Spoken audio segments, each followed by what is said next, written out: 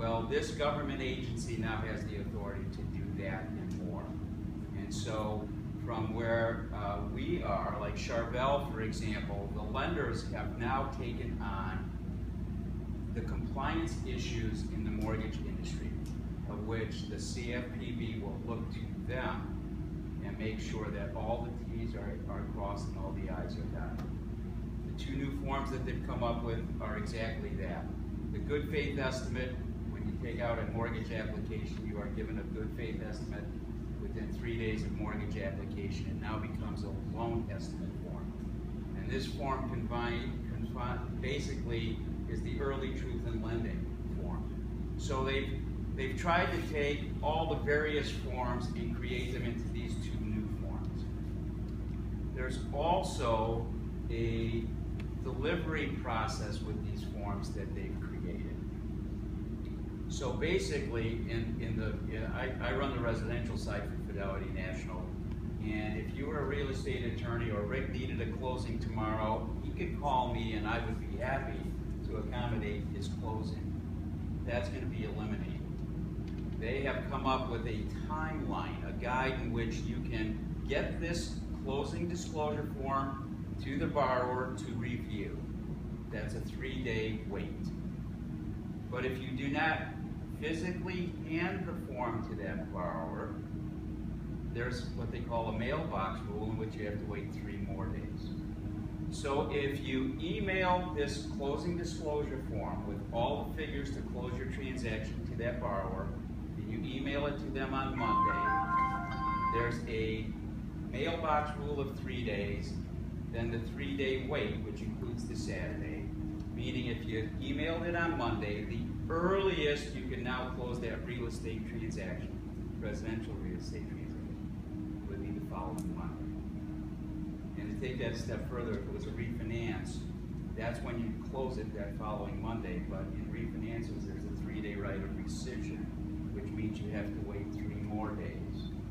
And so in our industry, we're in the state of flux because we're talking about rate locks expiring, people not being on the same page much sooner in the transaction. And so we're out from a settlement agent side, from a title insurance side, talking to lenders. In fact, I was just at Pearl last week, sharing this information with them because all of this, the accuracy as well as the delivery of the form, falls back now to the lender. So even if we as a settlement agent erred in a process, they can be fined. So what if the HUD changes? This becomes effective August 1st of this year on any mortgage applications taken on or after August 1st. That's when the new forms will come in. They're much different than the HUD. The HUD has a series of numbered lines. This goes to an ABC format, what the CFPB is trying to do, and I brought some forms with me, and you can always go to our website to pull them off. The reality is they want it to be easier for the consumer to understand the financial product that they are purchasing. And if you look at maybe your credit card statements, you may have seen over the past couple of years different things as to how your credit card statement even is. Because this bureau is over credit cards, payday loans, student loans, auto loans, again, anything and everything in which the consumer is purchasing a financial product. From the title side of things, after August 1st, we've spent a lot of money to create new systems because we still have to use our old system. In fact, as one mortgage banker put it, we're going to have a lot of residential mortgage applications dated July 31st, not August 1st, so probably true. But we'll be running both systems simultaneously because until all mortgage applications taken after August 1st, we're still using the old HUD one, or the old Can you still have a change to the HUD from the last one? You can still have a change to the HUD, or the new closing disclosure form. The clock starts ticking in which you have to create or re-deliver the form there are three times that you would have to do that. If the APR becomes greater than 1/8%, if you've added a prepayment penalty to the loan, or if the loan product itself has changed. So if you had a borrower that was at a 15-year and they decided after they got their closing disclosure form, Charvel, I can't do that, I gotta go to a 30. At that point, you have to redisclose and the clock starts ticking again. So essentially with these changes, there's more protection for the consumer, and we should expect a longer closing timeline. At first. It depends who you're talking to, I guess. If you're talking to the CFPB, they think it's a great thing. They think that it won't be an additional cost to the borrower. I don't know how anybody on the panel feels here. It's a big concern. It's a big concern. Not only is it a big change in our industry, from the lender side, they want to make sure again, compliance is a huge, huge issue. CFPB, a little less than a year ago, fined Aquin, who's a big mortgage servicing company, over $2 billion for consumer issues in terms of foreclosures.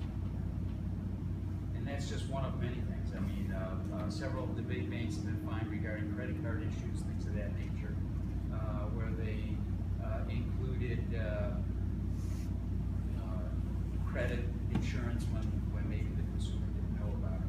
So these forms basically have been created to effectively help this consumer better understand that financial product in terms of going back to our financial collapse from 2009. Okay, well that wraps up for the questions that I have, and then we can open it up right now to some Q&A. Does anyone have any questions they'd like to ask the panel? No? You gave a very big outlook on what's going on. That's good. And but I just sort of got back in 2014. I was buying and flipping properties.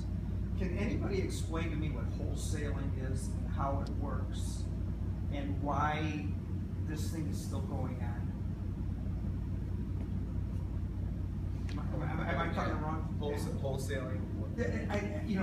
I'm meeting people, and there's people that are wholesaling. They get a contract, and then they sell you the contract, and then you take that over.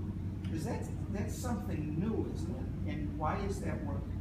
On a group of properties or a single property? Single property. Sorry,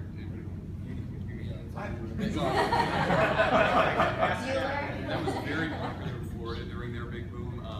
You would go to a sales center if I'm referring to the same thing. You'd go to a sales center, you'd buy 4 contracts, you'd bring it back to your office, and I then would start working on assigning those 4 contracts or wholesaling them to 4 other buyers before the property ever even closed. And I might make 50 grand on each one of those 4 contracts because property was escalating so quickly. And if that's what you're referring to, we're seeing a little bit more of that because of appreciation, and that's happening more in new construction condos where it's not going to close for 3 years, but people still want that tier facing the lake, so they may come back and assign that contract to a new buyer and make X amount of money from that. The reason you might think it's relatively new is we're just seeing appreciation levels get back to a point where it might make sense to sell it before you ever close on it, but not all properties are assignable. If that helps. Joe, we used to purchase your option contracts to assemble the land for commercial deals.